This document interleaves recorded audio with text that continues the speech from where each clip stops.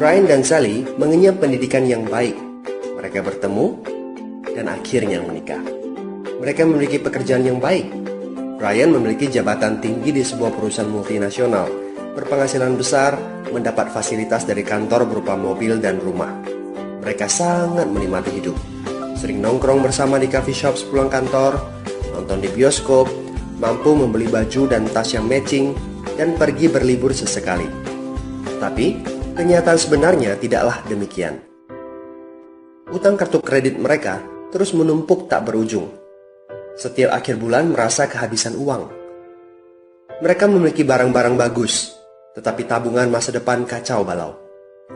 Brian dengan mudah membeli ini, tapi bukan ini. Tabungan 100 juta pun rasanya masih jauh sekali. Sudah kerja lebih dari 10 tahun, tapi belum sanggup membeli rumah sendiri.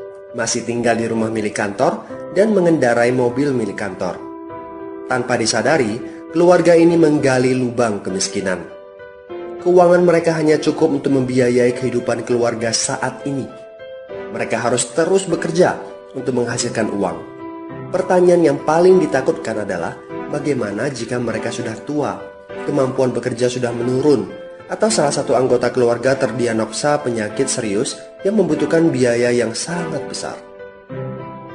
Apakah kehidupan Brian dan Sally mencerminkan kehidupan Anda? Apakah saat ini Anda memiliki penghasilan tetapi sebelum akhir bulan sudah merasa kehabisan uang? Memiliki hutang berkepanjangan yang tidak ada habisnya?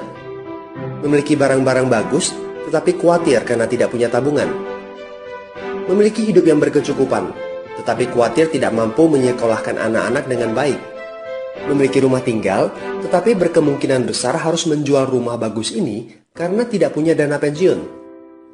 Jika Anda menjawab ya pada salah satu saja pertanyaan tadi, saatnya untuk memperbaiki diri. Mau jadi seperti apa kita ini kalau ternyata kita sebetulnya hanya gaya dari luar saja? Mau hidup kropos seperti ini sampai kapan? Aha, mari kita mulai menabung. Nah, apakah menabung saja cukup? Berapa banyak yang bisa Anda sisihkan untuk ditabung setiap bulan? Mari kita ambil contoh. Anda berencana untuk memiliki rumah dan mobil. Katakanlah harga rumah 600 juta dan harga mobil 200 juta. Jika Anda mampu menabung 5 juta per bulan, Anda membutuhkan 13 tahun untuk mendapatkan angka 800 juta. Masalahnya, inflasi membuat harga rumah dan mobil melambung tinggi. 800 juta akan menjadi 2,7 miliar 13 tahun kemudian jika kita asumsikan rata-rata kenaikan barang 10% per tahun. Ini masih soal impian untuk membeli rumah dan mobil. Padahal masih banyak kebutuhan lain yang perlu dipersiapkan jika ingin hidup lebih baik. Bagaimana dengan persiapan dana hari tua? Agar di saat tua dan tidak sanggup bekerja lagi, Anda punya tabungan yang cukup untuk kebutuhan sehari-hari. Asuransi untuk keluarga? Dana pendidikan untuk anak-anak, dana tak terduga untuk keperluan dadakan jika dibutuhkan, seperti keluarga sakit, dan lain-lain. Artinya, Anda perlu lebih banyak uang untuk ditabung. Bayangkan jika satu bulan Anda hanya bisa menabung kurang dari 5 juta. Sudah jelas, jika langkah Anda hanyalah menabung, Anda seperti sedang menggali lubang kemiskinan. Hal utama yang perlu Anda lakukan adalah meningkatkan penghasilan Anda.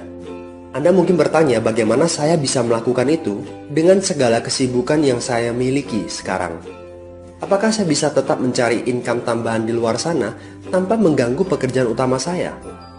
Seandainya bisa, apa yang bisa saya kerjakan saat ini?